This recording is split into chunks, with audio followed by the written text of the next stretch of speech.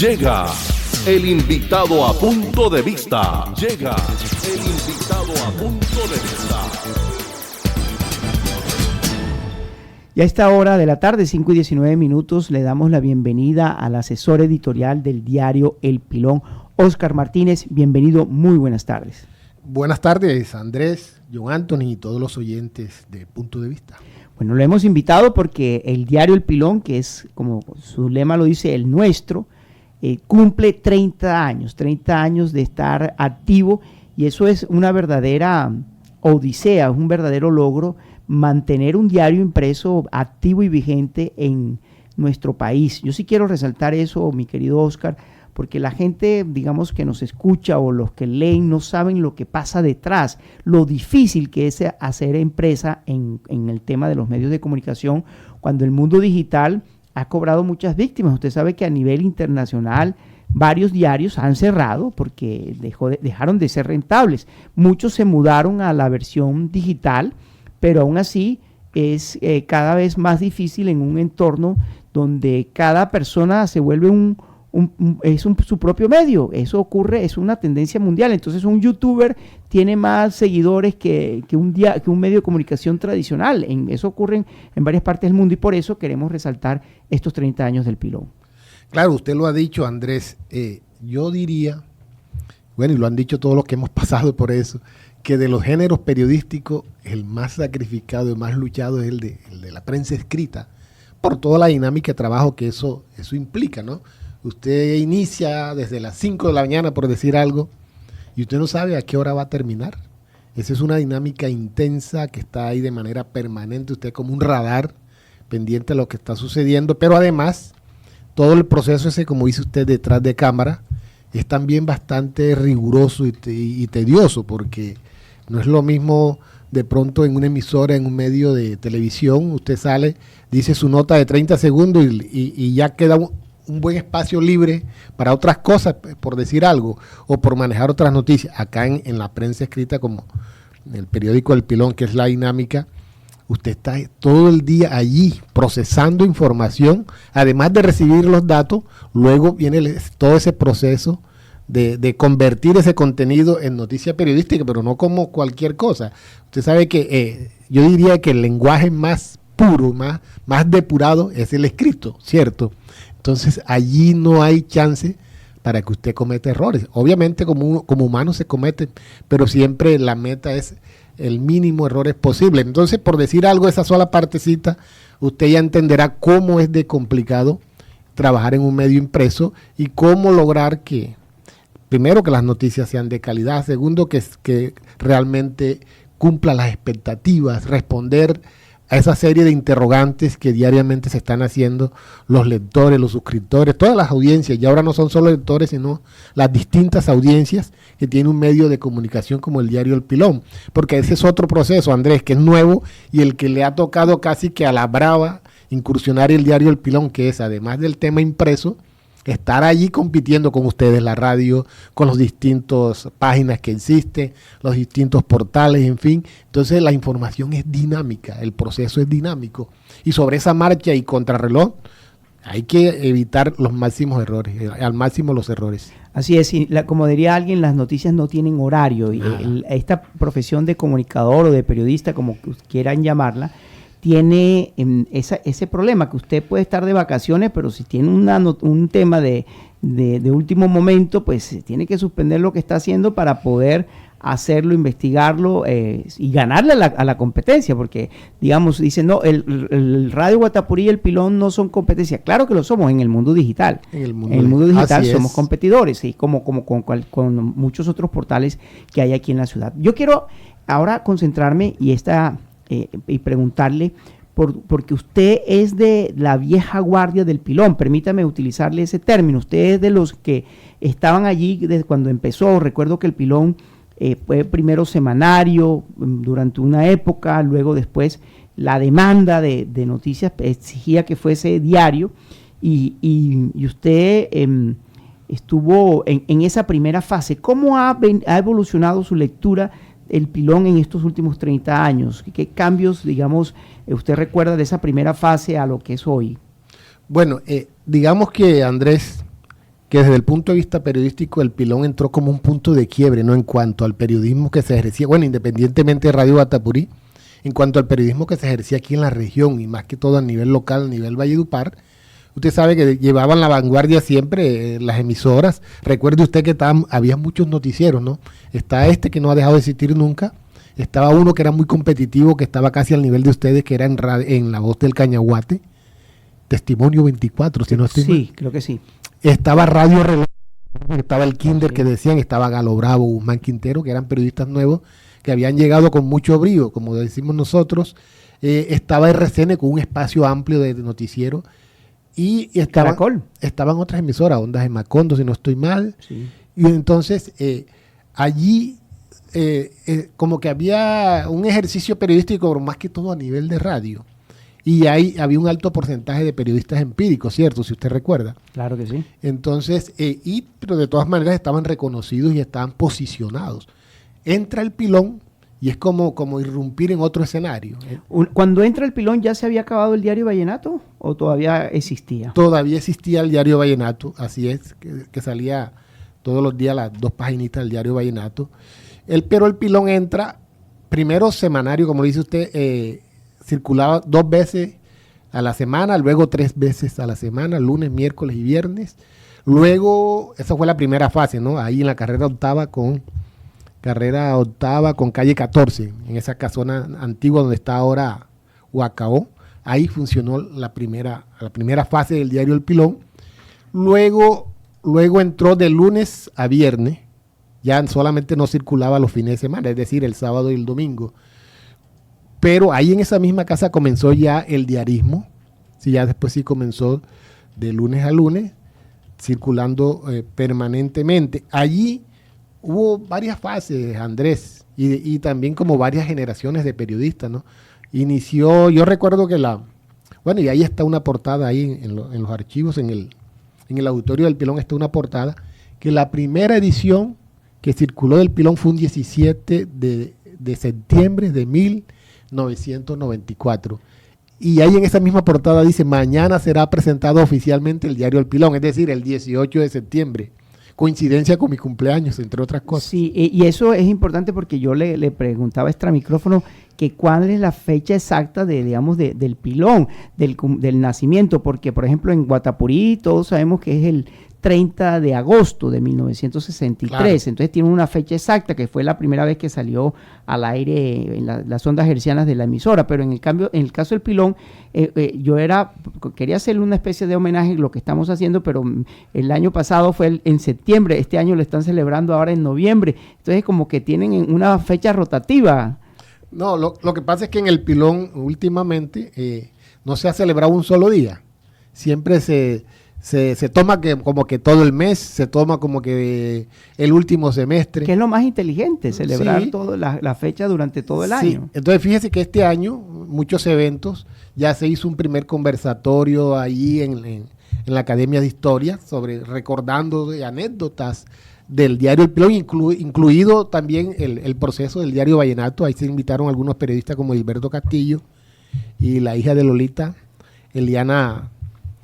recuérdeme el nombre. Ella es Villarroel. Villarroel, correcto. Recordando también ese trance ahí del diario Vallenato y la llegada del diario El Pilón. Y después hubo, mire, hoy está ya el evento de homenajes, allí en el Club Valledupar, que va a ser esta noche a partir de las 7:30 de la noche. Hay una revista especial que no va a circular a nivel del público, pero sí como como una recopilación de todas las historias y los hechos más importantes en los que el Pilón pudo allí participar, destacando y promoviendo serie de circunstancias del diario Acontecer de Valledupar. Y también está la Feria del Arte, que inicia mañana hasta el sábado, que se va a hacer en el Centro Histórico. Todo eso es como una serie de eventos que no son un solo día, sino como una programación, ¿no? Una programación sí, de muchos días. Hay algo que yo le reconozco al Pilón y que además podríamos utilizar la palabra, los envidio sanamente, es que han sido pioneros en el tema de no solamente limitarse al espacio noticioso, sino generar eventos alternos como las ferias, como los congresos, como seminarios, y ustedes constantemente están utilizando eso. Por ejemplo, el tema de la Feria del Libro, que ya va para su segunda, ya para la tercera, digamos, edición el año entrante, es una, digamos, liderada por ustedes y que, bueno, aquí los demás medios lo respaldamos, pero el líder indiscutible es el diario El Pilón. Surge como eso, porque ustedes con mucha frecuencia están haciendo este tipo de eventos, y ahora la feria de arte, esta que están haciendo, también lo han hecho. ¿Cuál es lo que está detrás de eso? Es decir, es un tema de abrir el portafolio de negocios, buscar otras fuentes de ingresos o generar, ¿por qué están, digamos, incursionando desde hace mucho tiempo en estas áreas? Así es, Andrés. Usted ha sido muy analítico y observativo de esa parte. Y mire, lo dijimos recientemente en un editorial, cuando comenzaron todas estas celebraciones de los 30 años, que es que al entrar la era digital, bueno, primero que todo fue la pandemia. Usted sabe que la pandemia le cambió el ciclo a todo el mundo, a todas las empresas, al sector privado, sector público, eso cambió todo. Y ahí, desde la pandemia, obligó al periódico El Pilón a incursionar de manera abrupta en todo el tema digital, porque obviamente no se podía salir a la calle, no se podía ir a la oficina a trabajar. Entonces allí fue como el primer experimento. Ahí hay que darle todos los aplausos a Clarinés Araujo, que estuvo ahí siempre muy dinámica y no se dejó amilanar por la situación, y comenzaron a explorar, bueno, obviamente con todo el respaldo de la Junta Directiva en cabeza de doctor Juan Carlos Quintero, ¿no? Entonces comenzaron a explorar todas las opciones para poder sobrevivir y mantenerse, y también para generar ingresos, que es la situación más difícil ahora para los medios de comunicación y nosotros los periodistas. Es ahí cuando el Pilón irrumpe en esa parte digital y comienza entonces a explorar, primero, crear inmediatamente la página web, el manejo de noticias, y cuando comienza de pronto la competencia con ustedes ya en la parte digital, aquí en Radio Guatapurí, y también comenzaron a explorarse ese tipo de eventos que usted menciona, las ferias, los conversatorios, los seminarios, bueno, debates cada rato, sobre todo en las temporadas coyunturales como las electorales, por ejemplo, o cuando hay inicio de año, cierre de gobierno, en fin. Porque eso que permite, Andrés, usted como conocedor de todo este proceso, sabe cómo es todo lo que está detrás de cámara para generar contenidos. Y ahí hay que ser dinámico, hay que ser creativos y hay que estar con el radar encendido permanentemente. Entonces, ¿qué se buscaba con todos estos eventos? Era primero una forma de generar contenidos diferentes, contenidos de pronto de temas que son importantes, ¿verdad?, que son fundamentales para el interés general, pero que están allí dormidos y nadie les presta atención. Entonces era como remover esos contenidos importantes, volverlos periodísticos y tener allí unos insumos que van a ser distintos al día a día, a la rutina que maneja un medio de comunicación, pero que además permitía a través de los patrocinadores y de todos los aliados generar también unos recursos que le iban a ayudar a cuadrar caja al medio de comunicación. Sí, eso también es importante, porque para poder seguir funcionando, pues hay que cumplir con los múltiples compromisos que tiene una empresa, como lo es en el fondo un medio de comunicación. Quiero hablarle de digamos, desde como un observador externo, uno podría decir que El Pilón, que ha tenido varias fases, podríamos decir que ha habido dos momentos claves. El Pilón, bajo la dirección de su fundador, el doctor Dixon Quiroz, que fue el pionero, el visionario, y ahora bajo la nueva administración. ¿Qué diferencias usted podría encontrar, no necesariamente negativas, sino diferencias entre esa primera administración de Dixon, que le puso un sello, una característica, y luego después esta segunda fase? Bueno, recordemos que la primera etapa, bueno, fueron varios, ¿no? Obviamente de la idea principal fue el doctor Dixon Quiroz, pero ahí estuvo a su lado siempre como orientando, visionando el periodista Iván Alejandro Duarte Torrejano. No sé si usted lo recuerda, que fue el asesor del doctor Rodolfo Campos Soto en su primera administración. Y él fue uno de los que visionó como que el primer formato del periódico El Pilón, y fue como su primer coordinador, jefe de redacción. Era el que se encargaba de la parte periodística ya más relacionada con la dinámica esa académica y profesional. El doctor Dizo era como el visionario, obviamente con su vocación que tiene él como de periodista, su chispa siempre.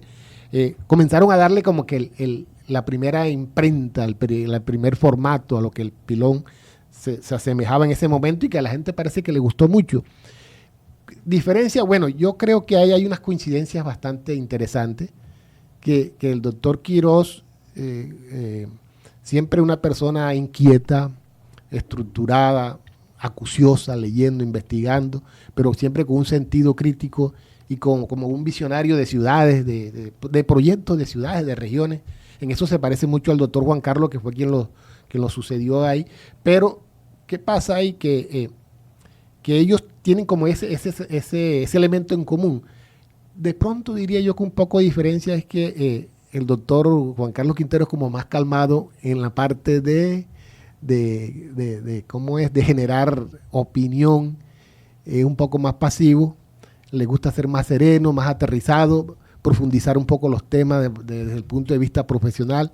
El doctor Dixon Quirós de pronto era un poco más fogoso en esa parte, que le gustaba meterse más con la parte política. Acuérdese usted de los famosos escalpelos, sí, ¿cierto? Sí. Que era una sección mordaz. Claro, era como los comentarios de ustedes acá, sí, que ustedes tienen su sección de comentarios donde también ponen sobre el tapete lo que periodísticamente no se puede manejar, como noticia oficial, obviamente.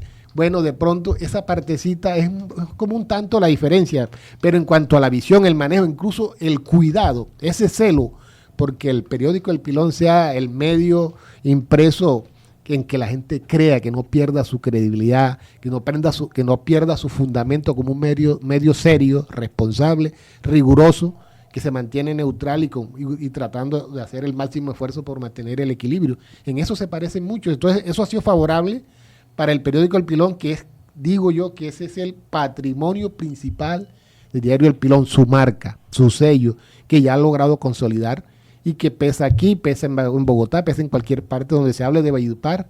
Desde el punto de vista después de Guatapurí o en el mismo nivel de Guatapurí, el referente periodístico es el diario El Pilón. Entonces eso se ha cuidado. Entre eso me incluyo, porque siempre yo me voy y me devuelvo, yo entro y salgo del Pilón, pero siempre he sido como un vigilante y cuidadoso de esa parte, que el Pilón no pierda esa esencia, ese estilo. Es imposible en este diálogo abierto sobre la evolución del Pilón, que es una manera de rendirle homenaje en estos 30 años, tocar un tema que creo que se lo han tocado muchas veces, pero no podemos soslayarlo, y es el momento durísimo cuando es asesinado Guzmán Quintero. Y se lo traigo a colación es porque usted fue compañero de Guzmán Quintero. Usted creo que estuvo en el mismo tiempo y creo que casi que en el lugar en el que ocurrieron los hechos. Yo recuerdo mucho el episodio porque varias veces me lo ha narrado Edgar de la Hoz, que sí estuvo con él en ese lugar cuando ocurrieron los hechos.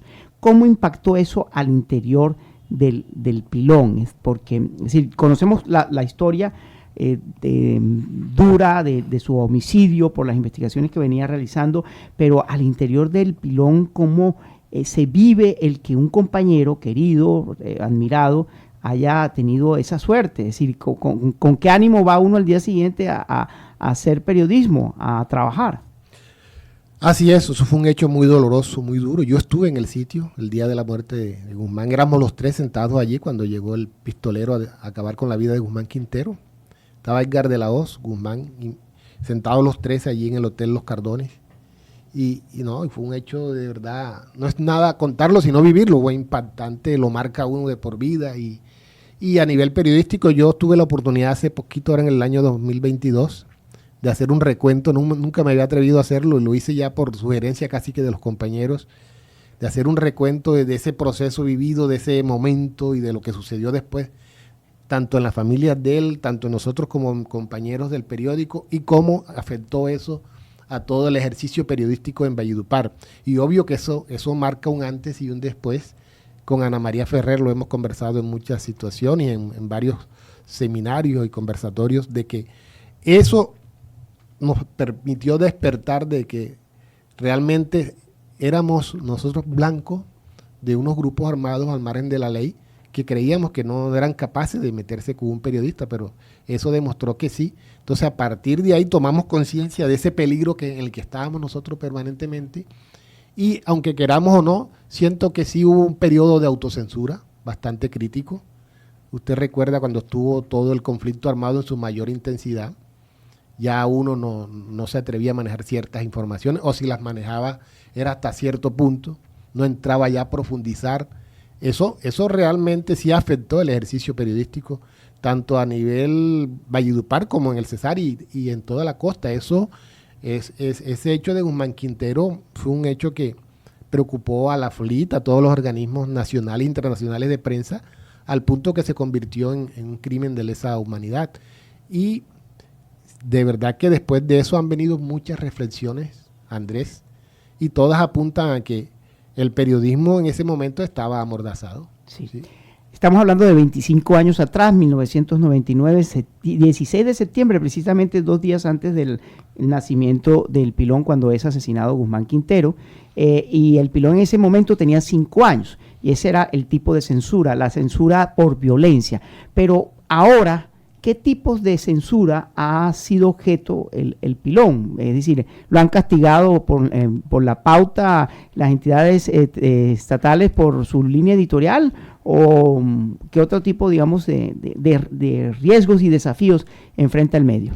Bueno, a medida que se va avanzando y que las circunstancias iban cambiando, las dinámicas iban como que ya... Le hablo de la época actual, contemporánea. Tortarnos de manera distinta, ¿no? Pero eso ha sido como sistemático, paulatino. Comenzaron a cesar un poquito las armas, las amenazas directas, en fin. Pero el problema de los medios de comunicación es siempre que depende mucho de las entidades públicas y de algunas entidades del sector privado, pero con una capacidad enorme de poder, de influenciar en los estamentos del Estado, y eso llega a los medios de comunicación. Yo creo que ustedes aquí también lo han vivido en Radio Guatapurí, y sí, por ahí puede ser un tanto a veces que se limita el ejercicio periodístico de un medio como el periódico El Pilón. La pauta oficial, sí, sabemos que en algunos casos han vetado el Pilón, no en algunos casos, casi en la mayoría, han vetado el Pilón porque el Pilón ha mantenido esa neutralidad, esa independencia, que no ha sido fácil. Y obviamente hay que reconocerle aquí públicamente el apoyo, el respaldo al sector privado. En eso sí, no hay que escatimar frases ni palabras para decir que el Pilón se ha mantenido gracias a la empresa y al sector privado y a la opinión pública que creyó en este medio de comunicación. Cuando Safadi hace una caricatura de esas mordaces que suele hacer, llaman allá a quejarse los destinatarios de su pluma. Así es, siempre el que está al frente del periódico es quien recibe las quejas, pero Safadi allá en su laberinto, él disfruta sus creaciones, ¿no? Bueno, se ha ganado muchos premios Safadi, ¿no? Una de las personas que vale la pena hacerle un reconocimiento, obviamente a todo el equipo de trabajo, a la parte directiva, pero Safadi es una marca registrada del Pilón. No, yo me lo quise traer para acá y no nada más estuvo 1 semana y medio. Pesó mucho la historia. Eso es un genio, es un activo del diario. Entonces cuídenlo. Sabemos que usted se lo quiere traer. No, cuiden sus activos porque si ustedes no los cuidan, hay otros que los valoran. No, de verdad que Safadi es un orgullo, un honor para el periódico El Pilón. No es la primera vez que gana premio nacional, ya se lo ha ganado en 4 ocasiones, si no estoy mal. Lo que pasa es que hay que diferenciar. Él se ha ganado 3 veces el premio La Bagatela, que otorga un diario de Cúcuta. Ese se lo ha ganado 3 veces consecutivas en los últimos 3 años. Este premio es muy importante porque se lo otorga es el Silópalo. Los premios Silópalo porque es la escultura de un maestro, ahora no recuerdo el nombre, pero lo otorga el diario Quién y Qué, que el portal digital Quién y Qué, que eso es pionero en el tema del periodismo digital. Entonces es muy valioso porque ahí compitió con caricaturistas de todo el país. Con el tiempo. Exacto, entonces eso muestra que la importancia del premio, así que todos los honores para un señor como lo es Davis Mozart Safadi Pupo, el gran Safadi, que a quien le mandamos un abrazo muy cariñoso desde aquí. Pero no solamente eso, por lo menos el tema de la línea editorial, usted está ahora a cargo ayudando allí con los temas editoriales. ¿Cómo le ha ido con esa faceta? Asesoramos un poco, pero esa es parte de la esencia de uno como periodista y que cuando deja de hacerla le hace falta. Andrés, pero tampoco debemos olvidarnos del equipo actual que está ahí, que yo los considero unos gladiadores. Competir con ustedes en las redes digitales, ustedes que están frente al micrófono, ellos allá detrás del computador se mantienen ahí firmes, que no bajan una línea. Cuéntenos, ¿cuál es el equipo que está detrás? Está el editor de contenido, que es José Alejandro Martínez. José Alejandro Martínez. Muy bueno. ¿Cuántos años tiene de estar allí? Bueno, él lleva ya 2 años, pero ya él venía con un ejercicio importante en otros medios, en el periódico que se liquidó acá, Diario El Cesar, Él estuvo ahí como editor también durante, si no estoy mal, durante 8 años. Entonces, tiene una experiencia bastante importante, a pesar de que no es tan veterano, un joven muchacho. Está como editor digital está Davis Caro, muy jovencito, pero con una experiencia de cualquier veterano. Y es el cerebro de las investigaciones periodísticas. Sí, él se mete de lleno allí, pero a él no le gusta que uno diga eso. Sí, porque le trae problemas, pero en el SECO le tienen miedo cuando entra ahí, ya encuentra lo que a veces le cuesta a los demás encontrar. Es muy bueno Davis Caro, natural de Curumaní. Sí, entonces ellos dos, bueno, con todo un equipo de muchachos allí muy jóvenes, o sea, casi todo del sector del género femenino, que conforman un equipo que de verdad se dan la pela permanentemente por mantener esa dinámica ahí de información y de no fallar en ninguna noticia que esté sobre la marcha. Bueno, Ellos están ahí. Díganos una cosa, y perdone la pregunta franca. ¿Es cierto que el Pilón tiene más vendedores que periodistas? No importa, dígalo, que yo hablo con Juan Carlos para que no lo regañe. No, pero vea usted que... Pero es que tiene el departamento comercial del Pilón es fuerte. No crea. Que yo recuerde, hay tres jóvenes asesoras, líderes comerciales y periodistas somos, bueno, me incluyo porque de una u otra manera aporto, de periodistas hay más de 14 miembros. Bastante, grande sí. la nómina. Sí, porque están los digitales, están los que trabajan para el impreso, está allí el diagramador, el que está pendiente también fotógrafo, de hacer los especiales, los reporteros gráficos. ¿Sigue siendo Joaquín el fotógrafo? No, ya Joaquín salió hace casi un año también. Hay un nuevo muchacho ahí, Jesús, está ahí al frente como reportero gráfico nuevo. Y no, el equipo periodístico es fuerte. Nadie lo niega. Y por eso, obviamente, me imagino que el gasto de nómina es también muy fuerte. Es alto. Entonces, ahí siempre la lucha día a día, quincena a quincena, para poder sostener ese equipo. No es fácil. Sí. Allí hay que quitársele el sombrero a Clarinés Araujo, que ha venido soportando esa carga. Obviamente, con todo ese equipo de que dice usted de líderes en mercadeos, y todo el equipo operativo, todo el equipo administrativo y con el apoyo permanente del director Juan Carlos Quintero. Entonces fíjese que detrás de eso hay una organización, estamos hablando de 14 periodistas más la parte comercial, estamos hablando de casi 30 personas redondeando. Entonces, creo que superan los 30. Claro, sí. Entonces fíjese lo que es el esfuerzo de una empresa para hacer un medio de comunicación cuando usted ve que cada periodista en Valledupar tiene su portal. Y son buenos, porque no hay que decir que no son buenos, pero se dispersa la información. Entonces tenemos el portal X, el Y, el Z o el B, para no ponerle nombre y para que nuestros colegas no se vayan a molestar. Y no tiene a veces los filtros que tiene un medio de comunicación para decir, oiga, este trabajo que usted me hizo, señor periodista, por favor, esta estadística, ¿de dónde la saca? Esto que está diciendo aquí no es cierto. A veces ese filtro es necesario. Para que antes de ser publicada la noticia haya tenido la posibilidad de haber pasado por varias manos que hagan lo que llamamos el doble chequeo.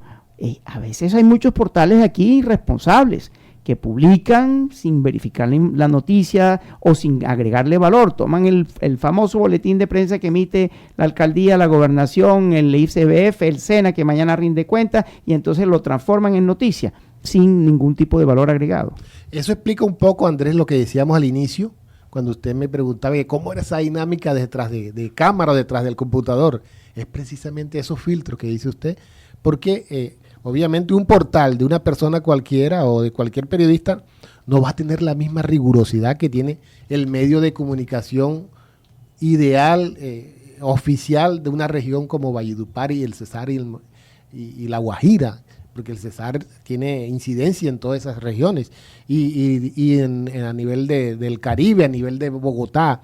Usted ve a los funcionarios del alto gobierno cuando tratan de conseguir alguna información relacionada con la región, se meten al Pilón o a Radio Guatapurí. Seamos sinceros, ese es el medio que ellos consultan. Entonces, eso obliga a tener un trabajo un poco más exigente, más riguroso, de que la información que allí se publique realmente corresponda o se aproxime lo más que se pueda a la realidad y sin especular, y que tiene que ser de una manera muy responsable.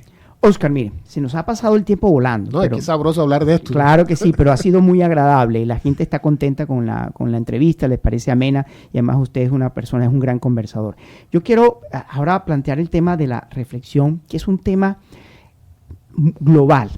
La desconfianza que tiene la comunidad en general frente a los medios de comunicación. No estoy hablando frente al Pilón o a Radio Guatapurí, sino a los medios de comunicación en general. Usted busque encuesta la que quiera, la de Galut, la de esta nueva que es Yanjas o la del Centro Nacional de Consultoría. Cuando le preguntan, cuando están haciendo sondeos de opinión, qué imagen favorable o desfavorable tiene de los medios de comunicación en general, y suele ser, digamos, negativa. La última que vi que hizo, si mal no estoy, el Centro Nacional de Consultoría mostraba que un 78% de los colombianos desconfían de los medios de comunicación, y eso lo pone a uno a dudar, digamos, ¿qué está pasando? Es decir, ha habido con la irrupción de las redes sociales un